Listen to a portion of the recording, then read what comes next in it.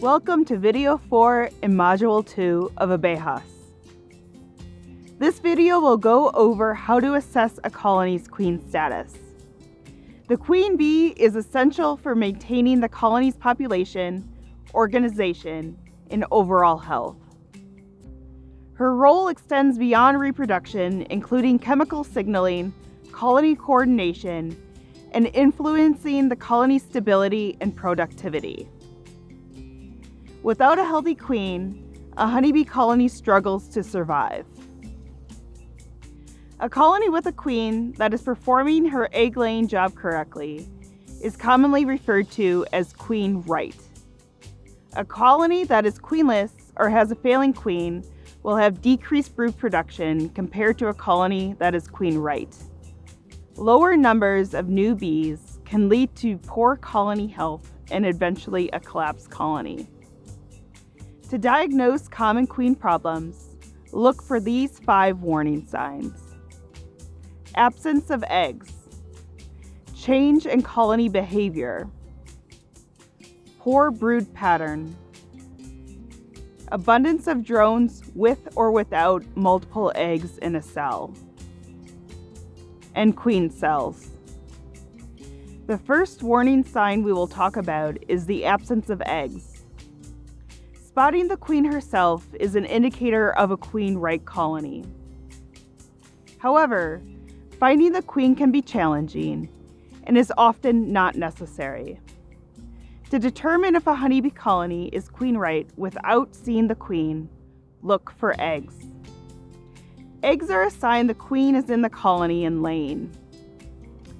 Be sure to look for eggs on multiple frames. The absence of eggs either means the queen is not there or that it is a time of year when she is not laying, like winter. Also, look for the presence of all brood stages. A queen-right colony will have a steady supply of eggs and developing larvae in various stages. The absence of any stage of brood can indicate a current or past problem. If there are no eggs, but you do find other stages of brood, the youngest stage present can help you count backward to estimate the last time there was a laying queen in the colony. Colonies with no brood in the colony may be in the process of raising a new mated queen. The second warning sign is a behavioral change in the colony. Bees might become more defensive, disorganized, restless, or flighty if the colony is queenless. You might also observe a louder buzzing sound when queenless hives are opened. Without a queen, the colony may struggle with organization in performing their housekeeping tasks effectively. The third warning sign is a poor brood pattern. A healthy brood pattern is consistent and well organized with brood of similar ages grouped together. For example, eggs and young larvae in a central area surrounded by older brood. A brood pattern with lots of blank cells scattered around the frame is referred to as a spotty or poor brood pattern. A poor pattern may signal queen failure, as the queen may not be laying as many eggs as a healthy queen, or something else may be wrong with her. However, keep in mind that a poor pattern may instead signal that something else is wrong in the colony, like a brood disease, poor nutrition, or pesticide contamination.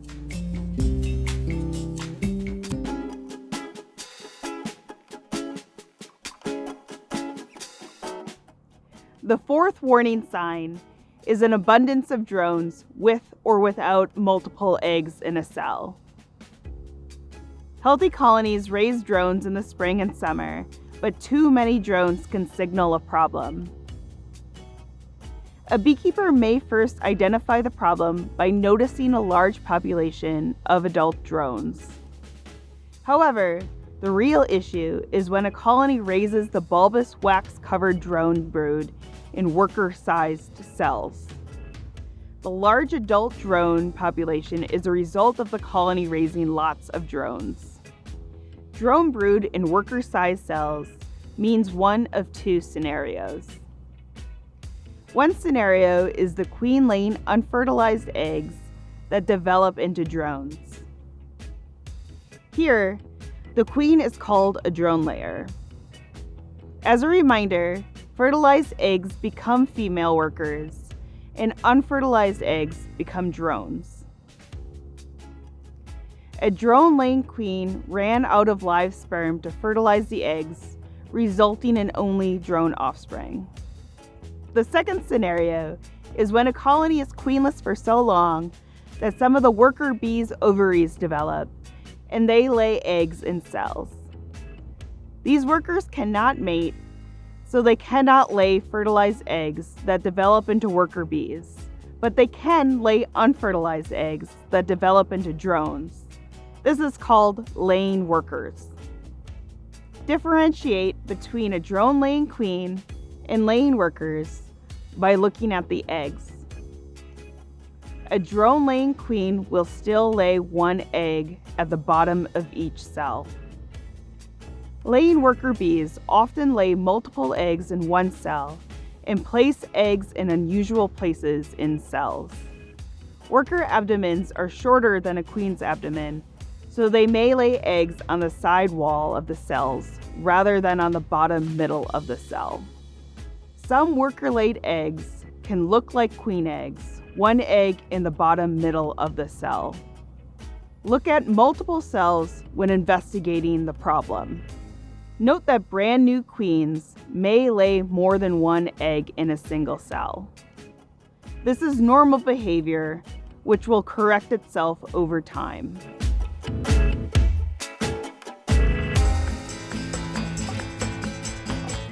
The fifth warning sign is the presence of queen cells. A colony can raise a new queen when needed to help ensure continued colony function. The presence of queen cells indicates a current or future queen problem.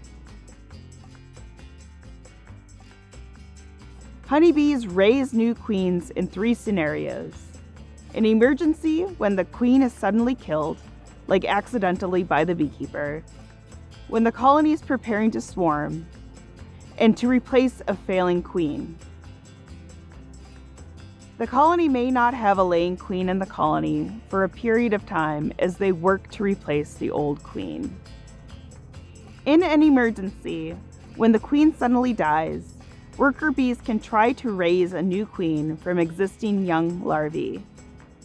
Queen cells raised in an emergency may be found anywhere in the brood nest where there were young larvae present at the time the queen died. Good beekeeping practices that avoid rolling and killing bees can reduce the chances of this happening. Start an inspection by gently removing an outer frame first, then moving inward. This allows for more space when pulling out brood frames where the queen is more likely to be present. Take care not to roll bees each time you remove and replace a frame. Swarming primarily occurs in spring, when floral nectar and pollen sources are abundant and colony populations quickly grow. During this time, crowded hives with lots of incoming food get into the mood to swarm. The old queen will leave with roughly half the bees in the swarm to go start a new home.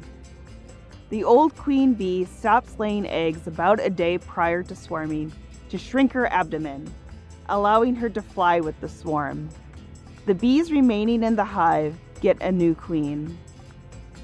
A colony about to swarm typically raises many queen cells on the edges of the brood nest. Once the queen cells are capped, the colony likely already swarmed.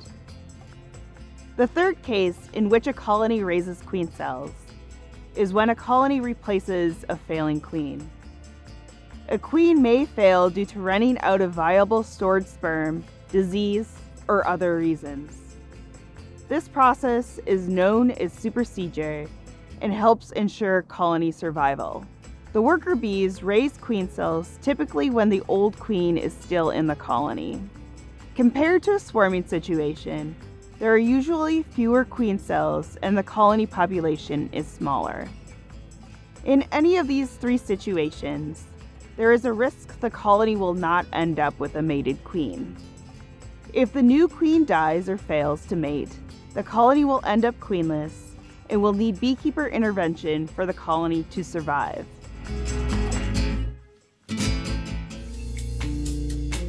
As a beekeeper, it is possible to introduce a new queen to a colony to fix a queenless colony. Typically, beekeepers introduce either a mated queen or a queen cell. If a colony is actively raising queen cells, you may instead allow the colony to raise its own queen. As the name suggests, mated queens have already mated and are ready to lay eggs once accepted by the colony.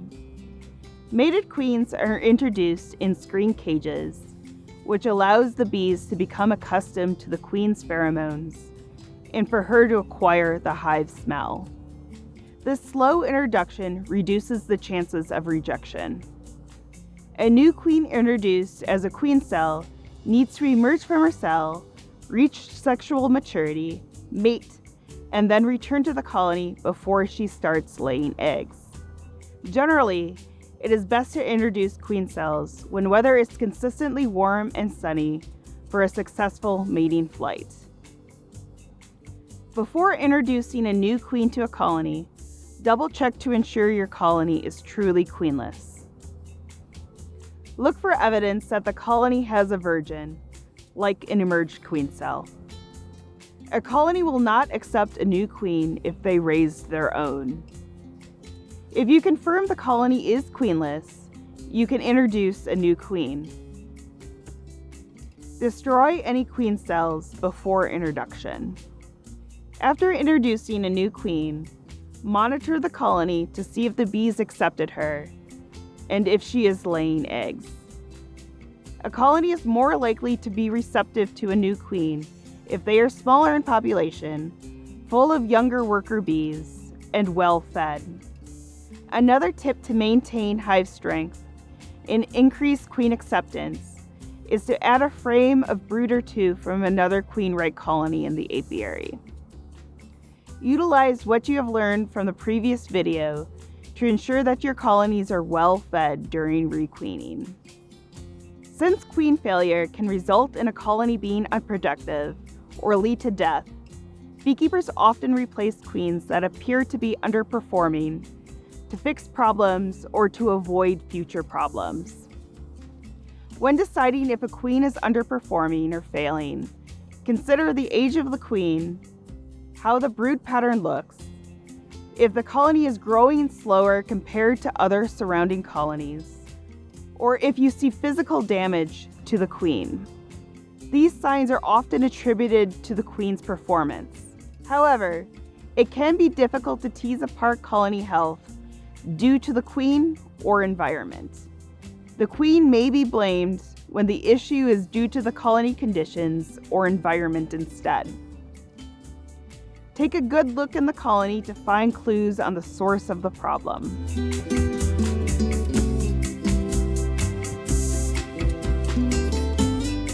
This module covered equipment and tools you will use during beekeeping, how to keep bees safely, how to recognize nutritional needs, and how to assess the queen status.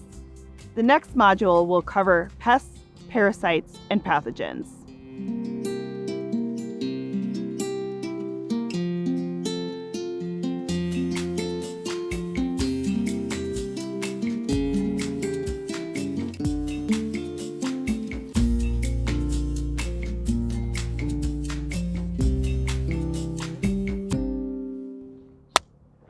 If you've enjoyed this video, please subscribe to the channel and leave us a comment below to let us know what additional topics you would like us to cover in future videos.